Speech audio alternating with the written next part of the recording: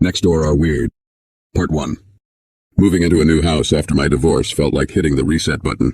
The chaos of my old life, endless arguments, lawyers, long days spent alone, was left behind in the city. Rosewood Lane, with its neat houses, perfectly trimmed lawns, and quiet streets, felt like the kind of place where life was orderly, predictable. I needed that.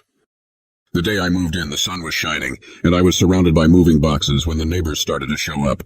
Carol from across the street brought on foot. The elderly Suttons came with a potted plant, and Greg, a few doors down, invited me to a barbecue he was hosting. It was suburban life at its finest, everyone eager to welcome the new guy. A bit much, but after months of isolation, it was refreshing. Everyone greeted me except for the people in the house next door. Stood out, 2 stories like mine, but older, with peeling paint and an overgrown lawn that looked like it hadn't been touched in years. Their windows were always dark, even in the middle of the day, with the curtains drawn tight. No flowers, no welcome mat, nothing. In all the time I'd spent unpacking, I hadn't seen a single person come in or out. At Greg's barbecue a few days later, I asked about them. "Oh, them?" Greg said, scratching his chin. "Yeah, they're kind of strange, don't see 'em much." Marina chimed in. "We've lived here 5 years, and I've only seen them twice. They just keep to themselves. You probably won't even know they're there." The conversation moved on. I couldn't stop thinking about that house.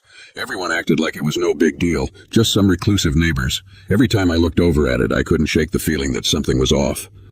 I tried to forget about it. People have their quirks, right? A few nights later, I heard something strange. Windows opened to let in the cool night air. When I heard faint talking, it was coming from next door. At first I thought it was just someone walking by. The voices had this odd rhythmic quality. It didn't sound like normal conversation, more like chanting, almost in a language I couldn't place. It was soothing in a way that felt wrong.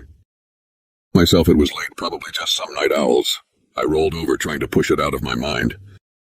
Night, it happened again, louder this time. I got out of bed and stood by the window, peering through the blinds. Their yard was dark, just the faint glow of a streetlight catching the edges of their overgrown lawn.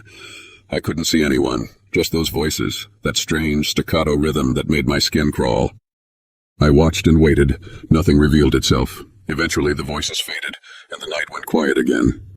After that, the voices became a regular thing, not every night, and never at the same time. Sometimes they were soft, like a murmur in the wind. Other times they were loud and urgent, always with that same unnerving rhythm. About going over, knocking on the door. Every time I worked up the nerve, something stopped me. The thought of those voices, that house, it filled me with this creeping dread I couldn't shake. I didn't want to know what was happening over there. I didn't want to get involved. Then, one night, the voices came right up to my window. Part 2.